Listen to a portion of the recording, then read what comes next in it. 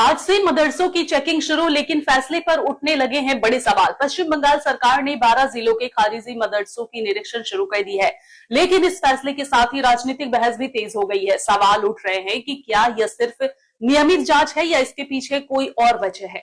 पश्चिम बंगाल सरकार ने खारिजी मदरसों को लेकर बड़ा प्रशासनिक कदम उठाया है। आज से राज्य के 12 जिलों में खारिजी मदरसों का निरीक्षण शुरू हो गया है। मदरसा शिक्षा विभाग के निर्देश पर जिला प्रशासन के अधिकारी अलग अलग मदरसों का दौरा करेंगे और वहां की व्यवस्थाओं का जायजा लेंगे। सरकार के निर्देश के मुताबिक इस निरीक्षण के दौरान यह देखा जाएगा कि इन मदरसों में सरकारी पाठ्यक्रम पढ़ाया जा रहा है या नहीं। इसके अलावा यह भी जांच होगी कि कहीं सरकारी योजनाओं का लाभ तो नहीं लिया जा रहा, और यदि लिया जा रहा है तो उसका रिकॉर्ड और प्रक्रिया तय नियमों के अनुसार है या नहीं। राज्य सरकार ने सभी जिलों को 15 जुलाई तक निरीक्षण की प्रक्रिया पूरी करने का निर्देश दिया है। इसके बाद प्रत्येक जिले को अपनी विस्तृत रिपोर्ट तैयार कर 21 जुलाई तक नबार्ड भेजनी होगी। माना जा रहा है कि इन रिपोर्ट्स के आधार पर आगे की प्रशासनिक कार्रवाई या नीतिगत फैसला लिया जा सकता है। हालांकि इस कार्रवाई को लेकर राजनीतिक विवाद भी शुरू हो गया है। विपक्ष और कुछ संगठनों ने सरकार के इस फैसले पर सवाल उठाए। उनका कहना है कि अगर सरकार शिक्षा व्यवस्था में पारदर्शिता लाना चाहती है तो जांच केवल खारिजी मदरसों तक सीमित क्यों रखी गई है।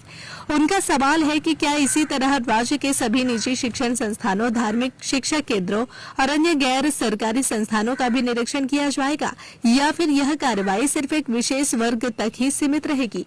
आलोचकों का यह भी कहना है कि किसी भी प्रकार की जांच में समानता और निष्पक्षता दिखाई देनी चाहिए ताकि किसी समुदाय के बीच गलत संदेश ना जाए। उनका मानना है कि यदि नियमों का पालन सुनिश्चित करना उद्देश्य है तो वही नियम सभी संस्थानों पर समान रूप से लागू होने चाहिए। वहीं सरकार का पक्ष इससे अलग है। सरकारी सूत्रों का कहना है कि यह एक नियमित प्रशासनिक प्रक्रिया है और इसका मकसद केवल यह सुनिश्चित करना है कि जिन संस्थानों में शिक्षा दी जा रही है वे तय नियमों और मानकों का पालन कर रहे हैं।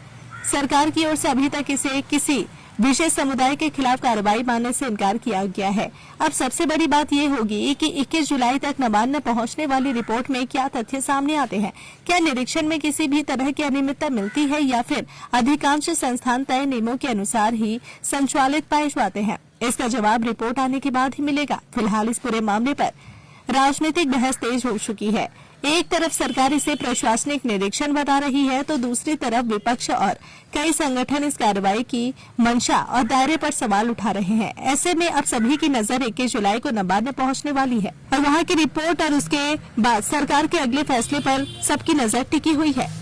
अगर आप अपने बिजनेस, शॉप, कंपनी या सर्विस को ज्यादा कस्टमर तक पहुंचाना चाहते हैं एडवर्टीजमेंट के जरिए, तो आप न्यूज टैग इंडिया और हालाते बंगाल से कांटेक्ट करें। फोन नंबर 9831060581 या फिर 8240148182 पर कॉल करें।